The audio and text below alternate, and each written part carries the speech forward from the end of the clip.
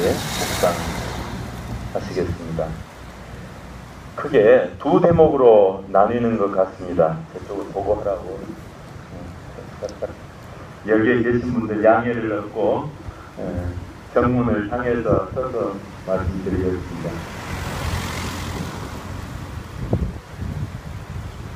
두 부분으로 나뉩니다. 첫째 부분은 말과 마음, 말과 행실이 일치되는 법이다.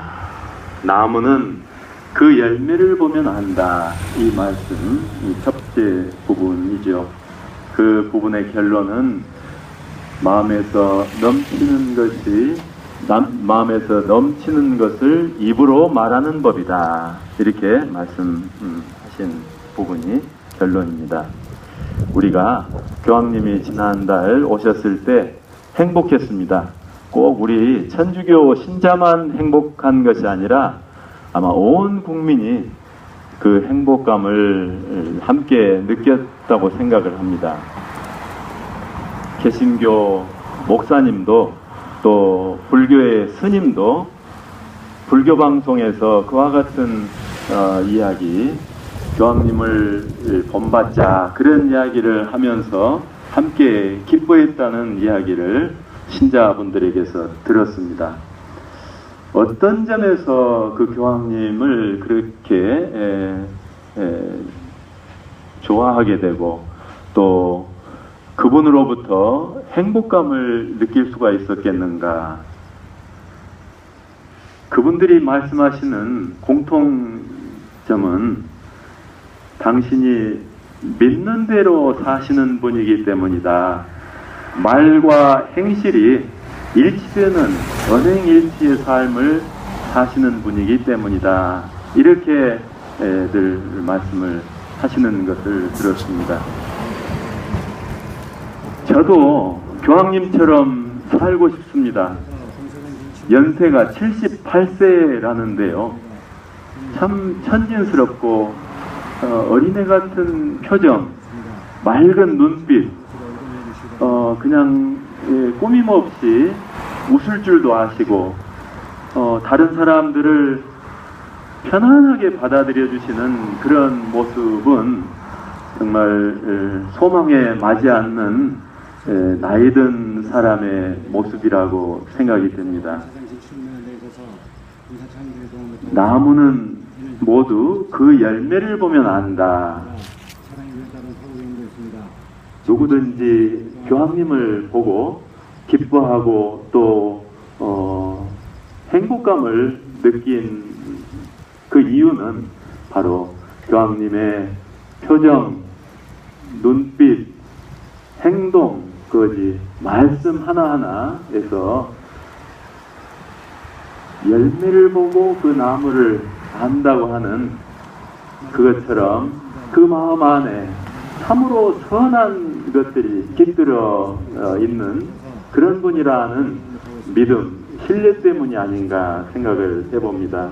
그래서 교황님처럼 아름다운 노년을 맞고 싶다면 정말 우리가 믿는 신앙을 그대로 살아간다면 되지 않겠는가 그런 생각을 했습니다. 두 번째 부분은 주님의 말씀을 믿기만 해서는 안 되고 실행해야 된다 이런 말씀을 하셨습니다. 사실 약속은 지키기 위한 것입니다. 하늘이 무너져도 약속은 지켜야 합니다.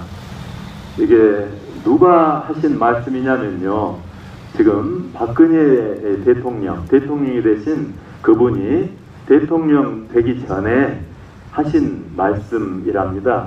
제가 사무실에 출근을 하는 지난 4년 반 동안 걸어다니면서 매일같이 이 글을 봤습니다.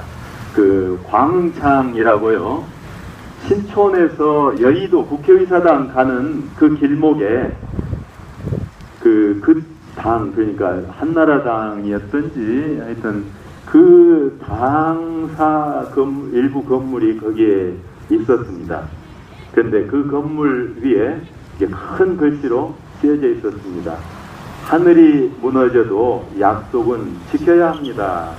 사실 박 대통령이 대통령 되시기 전에 이미지는 약속을 지키는 분이었습니다. 그래서 저도 그 부분을 믿었습니다. 그런데 막상 또 대통령이 되고 나서 말씀하시고 실행하시는 것을 보면 그렇지가 않았습니다. 여러 가지 예를 들어서 말씀을 드릴 수도 있겠지만, 저는 가장 최근에 일어난 일, 세월호에 대한 약속을 이렇게 생각하게 됩니다. 국민들 앞에서 눈물을 흘리면서 특별법을 제정하겠다, 유가족의 의견을 반영하는 그런 진상조사를 끝까지 철저하게 하겠다 약속을 하셨습니다. 그 약속을 지켜주십시오. 저는 정치인이라는 것이 어떤 사람들인가를 이 사건을 통해서 적나라하게 봤습니다. 세월호가 침몰하고 나서 많은 사람들이, 정치인들은 거의 모두가 노란 배지를 찾습니다. 기억하자, 결코 잊지 않겠다 하는 약속의 표시였습니다. 그런데 언제부턴가 경제가 어려워진다, 혼란스럽다, 분열이 염려스럽다, 이런 이야기들을 하면서 세월호를 이제는 그만 극복해야 된다, 잊어야 된다, 피로감이 있다, 이런 이야기를 하는 것을 들었습니다. 그러면서 노란 배지를 차고 다니는 사람들이 마치 문제가 있는 사람인 양 그렇게 상황이 돌변한 것을 보고 참으로 놀랐습니다. 정치인들은 마술사 같았어요. 정치인들이 선이라고 규정하면 선이 선일 뿐 아니라 악도 선이 될 수 있다고 생각하는 것이 아닌가. 그러나 그것은 착각이죠. 선은 선이고 악은 악일 뿐입니다. 물론 책임의 문제가 따르기 때문에 대충 적당히 넘어가면 좋겠다, 이런 생각을 할 수 있겠습니다. 그렇지만 하늘이 무너져도 약속은 지켜야 합니다. 그리고 그 말을 실행에 옮길 때, 실천할 때 그들도 삽니다.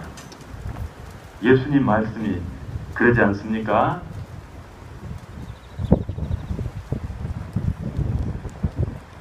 나에게 와서 내 말을 듣고 그것을 실행하는 이가 어떤 사람과 같은지 너희에게 보여주겠다 하시면서, 그는 땅을 깊이 파서 반석 위에 기초를 놓고 그 위에 집을 짓는 사람과 같다.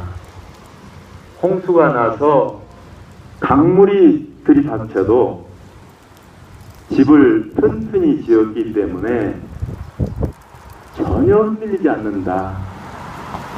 그러나 내 말을 듣고도 실행하지 않는 사람은 기초도 없이 맨 땅 위에 집을 지은 사람과 같다. 강물이 들이닥치자 집이 무너져 버렸다. 그 집이 완전히 무너져 버렸다. 이렇게 말씀하셨습니다. 집을 지으려면, 한 정부를 꾸려가려면 반석 위에 집을 지어야 됩니다.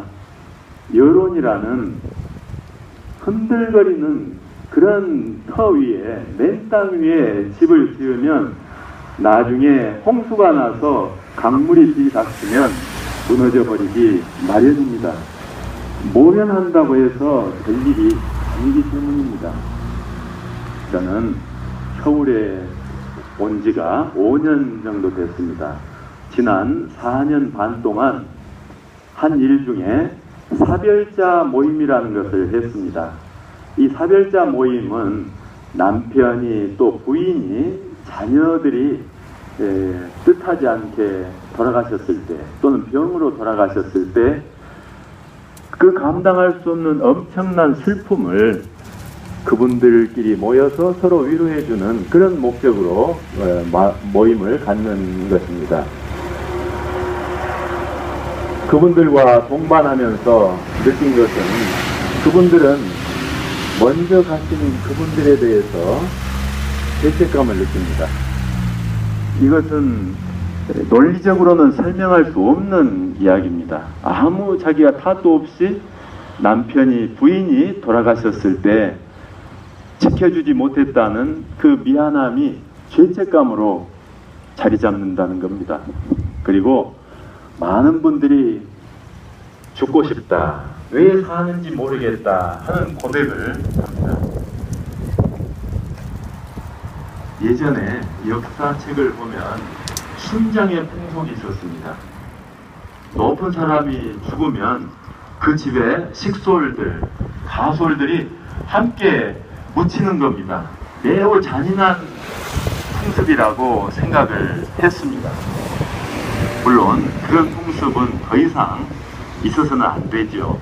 그렇지만 그분들을 만나면서 느낀 그 감정의 한 자락은 그것이 부과된 그런 의무로서만의 풍습은 아닌 것 같다는 생각이었습니다. 사랑하는 사람이 돌아가셨을 때 자기도 삶의 의미를 잃고 차라리 죽고 싶은 겁니다. 저는 올해는 어떻게 마침을 부리듯이 경제가 어렵다 해서 넘어갈 수 있을지 모르겠습니다. 그렇지만 내년 4월 16일을 어떻게 견뎌낼 수 있을지 묻고 싶습니다. 그리고 그 다음에 4월 16일을 또 무슨 수로 넘겨갈 것인지를 또 묻고 싶습니다. 홍수가 나서 강물이 들이닥치자 그 집이 무너져 버렸다. 반석 위에 집을 지어야 됩니다. 이 정부가 온전히 백성들의 신망과 사랑을 받고 자리를 잡으려면 반석 위에 집을 지어야 됩니다. 하늘이 무너져도 약속은 지켜주십시오. 최근에 그런 이야기를 들었습니다. 2000년 9월 11일 날 일어났던 9.11 사태, 우리가 깊이 알고 있습니다. 미국에서 일어났던 일이라 진상조사가 정확히 재빨리 이루어졌으리라고 짐작을 했습니다만은 사실은 진상조사위원회가 꾸려진 것은 그 사건이 일어나고 나서 14개월 후의 일이었답니다. 정부 책임자들은 그 비행기가 그 자리에 그때 뜰 수 있도록 방관한 것에 대한 책임이 있기 때문에 진상조사를 한사코 거부했답니다. 그런데 유족들의 끈질긴 노력으로 진상조사위원회가 발족됐고 마침내 그 조사가 이루어졌다는 이야기를 들었습니다. 세월호 참사가 일어난 지 아직 14개월이 안 되었습니다. 저는 이 유가족들의 아픔은 일시적으로 모르고 시간을 넘길 수 있는 일이 아니라고 믿습니다. 유가족들의 슬픔은 돈으로 덮어질 수 있는 것이, 그래서 다시 한번 말씀드리고 싶습니다. 하늘이 무너져도 약속을 지켜주십시오. 이런 이야기는 그냥 호소하는 겁니다. 이것을 지키지 않을 경우에 강제할 수 있는 수단이 저에게는 없습니다. 호소하는 겁니다. 기도하는 겁니다. 기도는 미약하기 짝이 없습니다. 그렇지만 기도는 엄청난 일을 해낼 수 있습니다. 아멘.